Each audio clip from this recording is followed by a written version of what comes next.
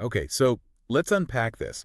For today's deep dive, we're looking at just a singular source That's right. It's a devotional message, really, and it's centered on resilience, faith. and this simple promise of, enduring hope as you move through these huge transitions in life. Exactly. And our mission here isn't just to summarize it. We want to analyze why these claims seem to resonate so much globally right now. Right. We're trying to extract the insight that tackles those quiet questions we all have. The ones you ask when things get tough, like what happens next? Or, am I still strong enough for this? And maybe the toughest one, does my purpose, my value still matter now?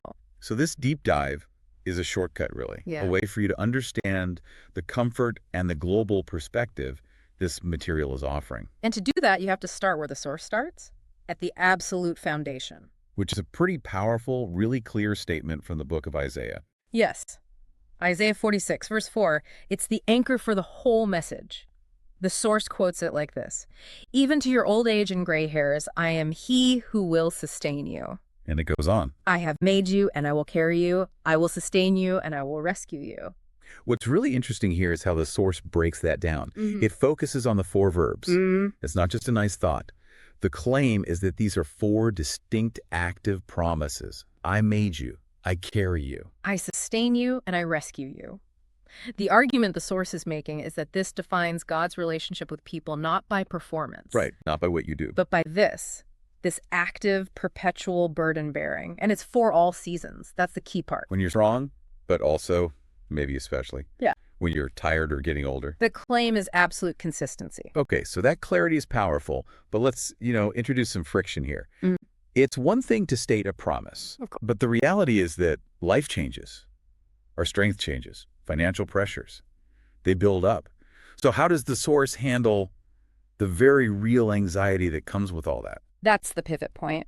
It actually spends a lot of time just validating that anxiety. So it doesn't just brush past it. Not at all. It gets into the very specific, deeply relatable fears that come up, especially the age-related ones. It names them. Worrying about your health, stressing over money. And that devastating fear of becoming a burden. Yes. And the fear of losing your purpose. The idea that your value is tied to what you can physically do or your job title. That's a huge one in modern culture. It is. And the source's insight is that it doesn't minimize those fears. The answer isn't to pretend things aren't changing. It's something else. It's to anchor back to the promise. The promise isn't, I will make you strong again. It's, I will carry you. And the wording there is so precise. The source really highlights that. It does. Not I used to, not I might, but Ah. I will. It's an active, present and future thing. It's a commitment. But what does that mean in practice? I mean, isn't it a bit easy for a source to just say, stop trying to carry everything? Some people have to carry heavy burdens.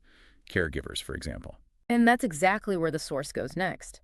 It claims that this divine perspective understands that complexity. It gets the specifics of those fears. So it's not a generic, don't worry. No, it's an invitation, a way to shed the mental load of having to be self-sufficient all the time. The source basically says that trying to be strong constantly is the root of burnout. And this promise is the permission to rest. Exactly. And then, crucially, it moves this from just a personal feeling to a global reality.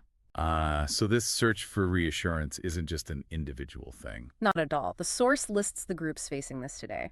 Parents worried sick about their kids' futures, older adults feeling overlooked. Exhausted caregivers. Everywhere. And just families facing pure economic uncertainty. This message is meant to transcend borders. The desire to know what's stable when everything else is shaking, that's universal. Okay, so this is where it shifts then. From the theory of the promise to how it's applied. Right. To show that this ancient promise works for modern burdens, the source gives us these fascinating global case studies. This is where the idea of being carried really comes to life. Let's start with the physical challenges. We go to Nigeria, to Grace Adeyemi, who is 62. She's a widow. She's the main caregiver for her grandkids. Wow. And she has a limited income, and her own health is declining. Her challenge is profoundly physical. Her strength is fading just as the demands are, getting more intense. And the source points out that her faith is growing even as her physical capacity is waning. And her quote, it links everything together. She says, some days my body feels tired, but I remember that God carried me when I was young, and he is still carrying me now. So for her, being carried means physical endurance, Right. provision, Right. Now, contrast that with Michael Thompson in Jamaica. He's 55, recovering from a serious illness after years of hard construction work. So for him, it's not just the physical pain. No, it was an existential crisis. He felt useless. His whole identity was tied up in his physical strength. And the source quotes his realization. It's beautiful. I thought my usefulness was over, but God showed me that my value didn't end when my strength changed. He didn't just stop, he shifted. He became a mentor for younger men in his community. So for him, being carried meant a renewal of purpose, not a return to his old strength. Exactly. Now let's look at external pressures. Displacement, financial fear. Situations where uncertainty is the only thing you can count on. We go to the Middle East. Nora Hassan, 41. She's a mother displaced by conflict, living in a temporary settlement. Her, the future is, it's literally unknowable. Her reflection is so powerful because it's about surrendering that control. She says, I do not know what tomorrow looks like, but I know God has not let us go. Being carried, for her, means survival. It means companionship in the middle of chaos. Then there's the financial strain. Yes, in Europe. Claire Dubois, 47, a single mom in France. She's anxious about providing for her son. Job instability, rising costs. A story so many people can relate to right now. And her relief came when she stopped trying to manage every single variable on her own. She realized, I felt overwhelmed, but I stopped trying to carry everything alone. Trusting God helped me breathe again. So the carrying was mental. It was emotional load shedding. It was. And finally, the source brings it to what a lot of us in, developed economies face. Burnout. Distance.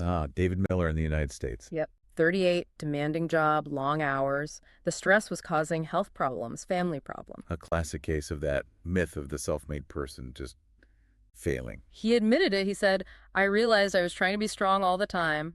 When I finally asked God for help, things began to change.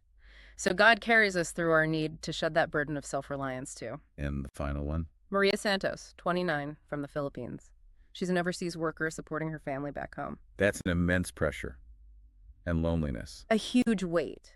But her belief is that God is carrying all of them at the same time, no matter how many miles are between them. So when you pull all that together, physical endurance for Grace, new purpose for Michael, companionship for Nora, mental relief for Claire. And permission to rest for David.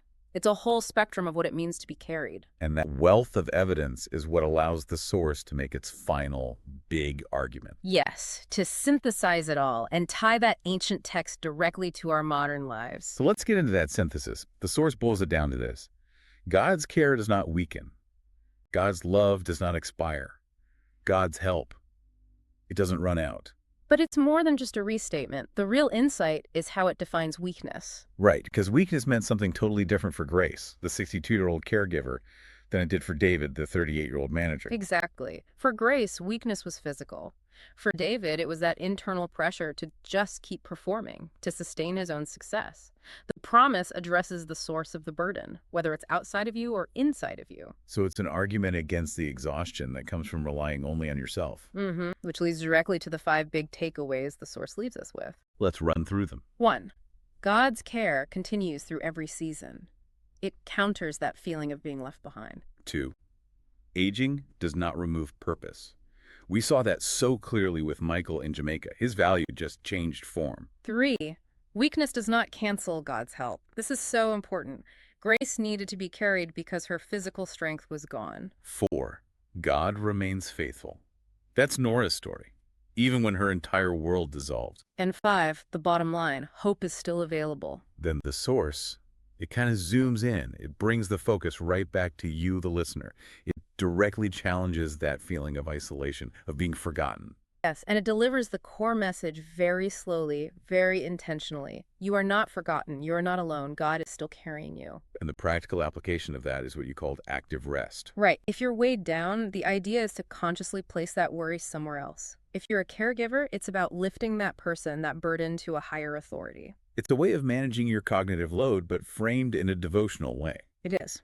This deep dive really shows the power of this source material, connecting this one ancient text, Isaiah 46.4, to all these modern global points of exhaustion. It's about anchoring a timeless promise to the timely pressures we all feel. And maybe the most powerful piece of evidence is that one quote from the American and European section. I remember that one. From someone later in life, they said, I thought my best days were behind me, but God met me again. Wow. So what does this all mean for you, for the person listening, trying to apply this to the, Yeah. the heavy lifting of your own life? I think it means the hope being offered here isn't just that you'll get through it, that you'll just endure whatever season you're in. It's more than that. It's a promise that you might actually be met and renewed in the very stage of life you're most afraid of, whether that's getting older, career burnout, whatever. The source suggests that often the moments where you feel the weakest, Yeah. that's where the greatest, most surprising forms of support and purpose can actually emerge. That is definitely something worth holding on to. A message of unwavering, active support no matter what comes next. Thank you for joining us for this deep dive.